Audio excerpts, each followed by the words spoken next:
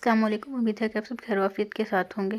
आज हम अपने शॉपिफाई कोर्स के तीसरे वीडियो में हाजिर हैं, जिसमें मैं आपको बताऊंगी कि हम शॉपिफाई ड्रॉप शिपिंग में अपना विनिंग माइंडसेट कैसे क्रिएट कर सकते हैं। तो बिल्कुल टाइम ज़ाया किए बगैर चलते हैं वीडियो की तरफ।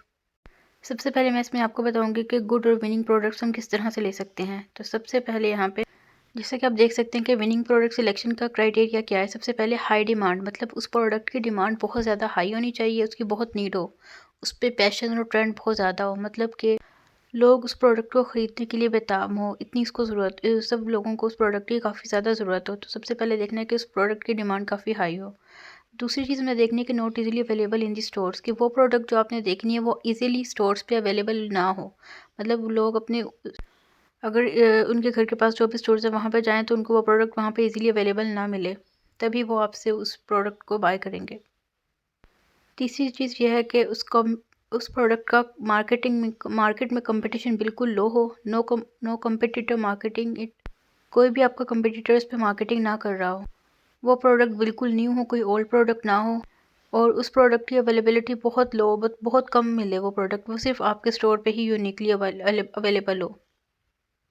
और तीसरी चीज़ ये है कि उस प्रोडक्ट में एक वाव फैक्टर हो, मतलब वो प्रोडक्ट देखने में ऐसी लगे कि लोग कहें वाव ये मेरे लिए, ये इसको मैंने ख़रीदना है। प्रोडक्ट पहले कभी भी देखी ना गई हो, यूनिक हो, फन फैक्टर हो, कस्टमाइजेशन हो, न्यू प्रोडक्ट हो। तो आपने कोई भी विनिंग प्रोडक्ट को सिलेक्ट करने के लिए क्राइटेरिया लास्ट में देखना है। उसके बाद आते हैं हम नेक्स्ट स्टेप की तरफ।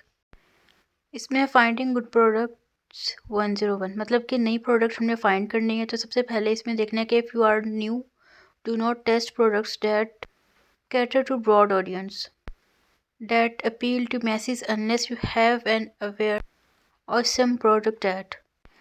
इसका मतलब ये है कि जब आप न्यू हैं तो आपने उन प्रोडक्ट्स को टेस्ट नहीं करना जो ब्रॉड ऑडियंस के लिए हैं, जो इजीली हर जगह से अवेलेबल होती हैं। जैसे कि ये जो पहली दो फिगर्स में दिखाई गई प्रोडक्ट्स हैं, ये आपको इजीली किसी भी शॉपिंग मॉल या मार्केट से इजीली अवेलेबल होंगी, मिल जाएंगी। तो इन प्रोडक्ट्स पे आप एड्स वगैरह ना लगाएं और ना ही इस प्रोडक्ट की तरफ जाएं। उसके बाद always think about who you are going to target in the ad, हमेशा उसके बारे में आप सोचें जिसको आप एड में टारगेट करना चाह रहे हैं। If you can't immediately think of who to target then don't test it.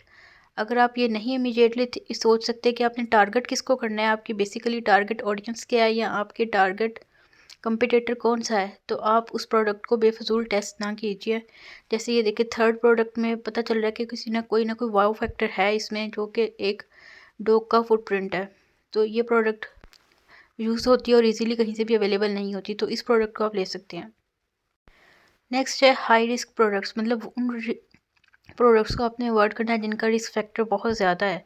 Avoid testing high risk products. For example ingestibles, मतलब कि जो मेडिसिन वगैरह होती हैं, एलर्जिक प्रोडक्ट्स जो होती है, हेल्थ रिलेटेड जो इश्यूज़ के रिलेटेड प्रोडक्ट्स होती हैं, इनमें बहुत ज़्यादा रिस्क फैक्टर होता है। तो इन प्रोडक्ट्स को आपने ख़ास तौर पे अवॉइड करना है, टैबलेट्स वगैरह को। दूसरी चीज़ है कि products where you forces liability, मतलब उन प्रोडक्ट्स को आपने बहुत ज़्यादा अवॉइड करना है जिनमें लाइबिलिटीज़ बहुत ज़्यादा होंगी।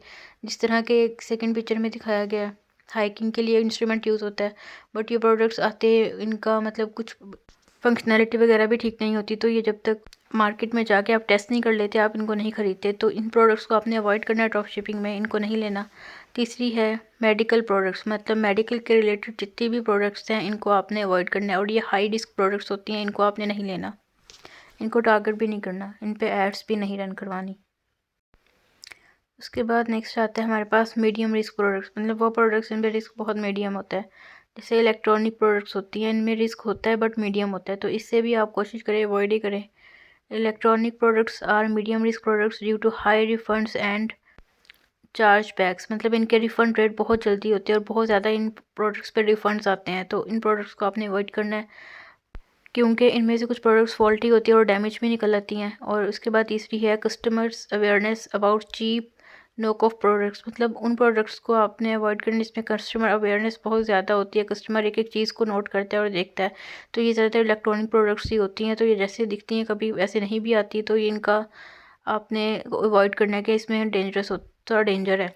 उसके बाद है नॉन इंस्ट्रक्शंस और manual included in a lot of them, क्योंकि इनमें कुछ प्रोडक्ट्स ऐसी होती हैं जिनमें इंस्ट्रक्शंस भी नहीं लिखी होती और मैनुअली तौर पे इनको देख के चीज़ें जो है वो इजी टू अंडरस्टैंड भी नहीं होती हैं। और उसके बाद बैटरीज़ है, longer shipping time to UK, जो बैटरीज़ वगैरह होती हैं इसको भी आप खासकर अवॉइड कीजिए, क्योंकि इन पे यूके का शिपिंग टाइम जो होता है वो बहुत ज़्यादा लॉन्गर होता है। बैटरीज़ ईज़िली वहाँ पे अवेलेबल नहीं होती और ना उनका शिपिंग टाइम भी ज़्यादा लॉन्ग होता है, और जिन प्रोडक्ट्स का शिपिंग टाइम लॉन्ग होता है कस्टमर उनसे अवॉइड ही करते हैं। Ask supplier if they have instructions और manual included plus if it comes in a box. मतलब कि जो सप्लायर होते हैं ना उनको आप ख़ास तौर पे ये कहें कि वो आपको बॉक्स में दें, और दूसरी चीज़ ये कि इनको कहें कि इनमें इंस्ट्रक्शंस मैनुअली तौर पे इंक्लूड करें। जिन सप्लायर से आपने वो चीज़ें लेनी है और आगे अपने कस्टमर को डिलीवर करवानी है उन सप्लायर्स को आप ख़ास इंस्ट्रक्शंस दें। उसके बाद always inspect by buying the product before scaling it for more sales. ये प्रोडक्ट्स जब आप सेल कर रहे होते हैं सबसे पहले इसको अपने लिए परचेज़ करें और इसकी एक एक चीज़ को आप मैनुअली तौर पे सर्च करें, देखें कि इसमें सारी रिक्वायरमेंट्स पूरी हैं, ईज़ी टू यूज़ है, कस्टमर के लिए ज़्यादा डिफ़िकल्टी तो नहीं इसको यूज़ करने में। उसके बाद इसकी सेल्स की तरफ आप फोकस करें। उसके बाद नेक्स्ट आता है हमारे पास ट्रेडमार्क प्रोडक्ट्स। ट्रेडमार्क प्रोडक्ट्स कौन सी होती हैं, तो इसमें सबसे पहले बताना है अवॉइड टेस्टिंग और प्रमोटिंग ट्रेडमार्क प्रोडक्ट्स। जो ट्रेडमार्क प्रोडक्ट्स होती हैं इनको टेस्ट करने से भी अवॉइड करें और इन पे ट्रेडमार्क प्रमोट भी ना करें। और दूसरी चीज़ ये है कि the risk exposure is not worth it, मतलब जो इसका एक्सपोजर होता है वो भी वर्थ नहीं होता। इन प्रोडक्ट्स को खास तौर पे आप अवॉइड करें, specially if you live in western countries. उसके बाद है what happen if you get caught. अगर आप इसको करते हैं या इसमें फंस जाते हैं तो you may get a letter from Shopify to take down the product. Shopify की तरफ से आपको एक लेटर मिलता है कि इस प्रोडक्ट को आप अपने शॉप से हटाएं। दे में शट डाउन योर स्टोर, यहाँ आपके स्टोर को वो शॉपिफाई हमेशा के लिए ख़त्म कर देता है। दे में remove all trademark products without your consent, वो आपसे पूछे बगैर आपकी शॉप से सारी की सारी ट्रेडमार्क प्रोडक्ट्स को हटा देगा। You might get sued from franchise for all the damages, especially if you are living from the western country। अगर आप वेस्टर्न कंट्री में रहते हैं तो आपको जितने भी डैमेजेस हुए हैं उसके लिए रिकवर करवाना पड़ेगा, यानी कि आपको अपने उस कस्टमर को स्पेशली अपील करनी पड़ेगी उस प्रोडक्ट के लिए या जो भी इसका डैमेज हुआ है उसके लिए। उसके बाद नेक्स्ट आता है हमारे पास, अगर आपके पास कोई प्रोडक्ट ट्रेडमार्क है लेकिन आपको नहीं पता कि ट्रेडमार्क है कि नहीं, तो उसको चेक करने के लिए आप इस वेबसाइट पे जा सकते हैं, रिवर्स इमेज सर्च। यहाँ पे आप इमेज उसकी अपलोड करें प्रोडक्ट की तो आपको बता देगा कि ये प्रोडक्ट आपके ट्रेडमार्क है या नहीं है। डू रिवर्स इमेज सर्च और simply image search the product on tinai.com। तो फिर आपको पता चल जाएगा कि जो प्रोडक्ट आप लगाना चाह रहे हैं वो ट्रेडमार्क है या नहीं है। उसके बाद लास्ट आता है हमारे पास विनिंग प्रोडक्ट्स। तो इसके अकॉर्डिंग जो विनिंग प्रोडक्ट्स हैं वो ये 3 मुझे लगता है मेरे अकॉर्डिंग। एक है शेप, जो बियर्ड ब्रश करने के लिए होता है, इस ये प्रोडक्ट है। और दूसरा प्रोडक्ट है इंस्टेंटली, जो बैक पेन को रिलीव करने के लिए प्रोडक्ट है, इसको कहते हैं, ये भी एक विनिंग प्रोडक्ट है, यूज़ होता है ज़्यादा।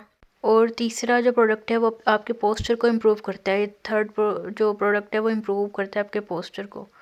तो उम्मीद है आपको ये वीडियो पसंद आई होगी। इस तरह के आप विनिंग प्रोडक्ट्स ढूंढिएगा। नेक्स्ट अगली वीडियो से हम प्रैक्टिकली तौर पे इसको करके देखेंगे और आपको अच्छे तरीके से इसकी समझ आएगी। आप भी प्रैक्टिस कीजिएगा और इसको थ्योरेटिकली तौर पे करने के साथ साथ प्रैक्टिकली भी करिएगा। जब तक प्रैक्टिकली नहीं करेंगे आपको चीज़ों की समझ नहीं आएगी। मिलते हैं अगली वीडियो में, तब तक के लिए अल्लाह हाफिज़।